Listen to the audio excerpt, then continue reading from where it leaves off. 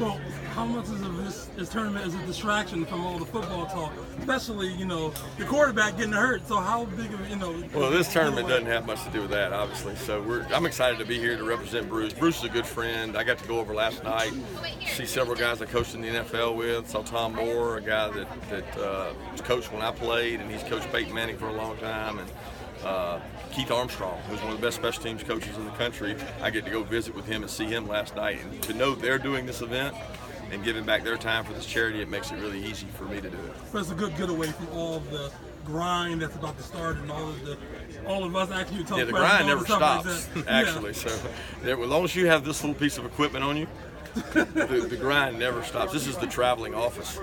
So we're always talking to, whether it's prospects or our players, you're always dealing with some kind of issue. So it's great to get out here, but the grind never stops.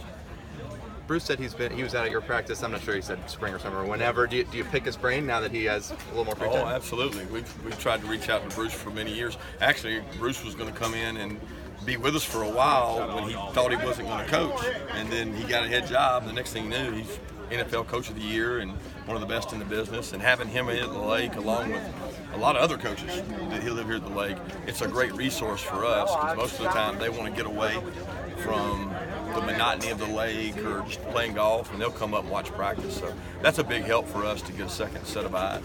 Coach, I don't know if it's been asked, but is that running back from South Florida on campus? I saw something on Twitter. You know, today's really not about that. Today is about this event, and that's really important. So that'll be handled in due time. I think a lot of people know. If you watch social media, you know. You're trying to shoot today? Oh, it's a scramble. So we were just saying we got to be like 52, 51. So we got a guy supposedly that's like the long drive champion on our team. So I'm hoping that I don't have to ever drive the ball one time. I'll just chip and putt. But supposedly we brought some ringer in that's the 3-time world long drive champion. So if he hits it as far as they say it is, I don't have to worry about my game. How long have you been part of the Lake Oconee kind of coaches club? You know, I think the Beamers and the O'Learys and the Friesians kind of started it.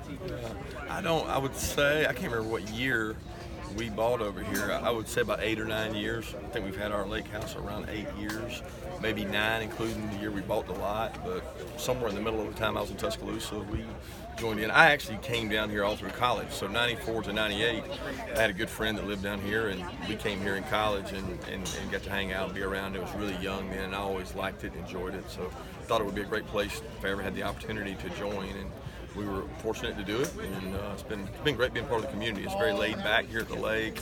A lot of golf courses, and our kids love it. That's the most important thing. I assume you're not an anti-lake recreation guy, since you recreate on the lake pretty regularly. We do what we do as kids. I did the same thing when I was playing, and a lot of people do that. I don't think you live your life scared and worried about that. You want to be safe, you want to take precaution, but you don't let things like that control your lifestyle. Kirby, when it comes to all the hundreds of kids that you've coached, whether Valdosta State, wherever, how many kids do you think you've probably come across that would have been touched by this foundation? I don't know that many of them have been. I know millions of kids are affected by it, not necessarily the groups that I've coached. A lot of them are privileged to have support systems, high school coaches. They have other advocates. But these kids don't have advocates. So if we don't raise money, then they don't get advocates. And that's really important. I know it was special for me last night to see a guy, Rashad Johnson, who was one of the first guys I ever coached at Alabama, went on to play for Bruce Arians at the Arizona Cardinals, and now he's thinking about getting into coaching. And we just had a special relationship because he was one of the first guys that I got to coach and have a relationship. He went from a walk-on to a great player at Alabama, and now he's back giving his time to an organization like this. It's good to see those players give back. Kirby, Shane Beamer was here telling us that his mom didn't take too kindly to Lincoln's comments because she wanted to defend Georgia. What did you think of when you read that? I'll be honest with you, I don't get into all that stuff, and I'm just here to support this organization. Guys, we want to bring in Bruce and Dan real quickly for a picture photo op. Thanks, Kirby. With you.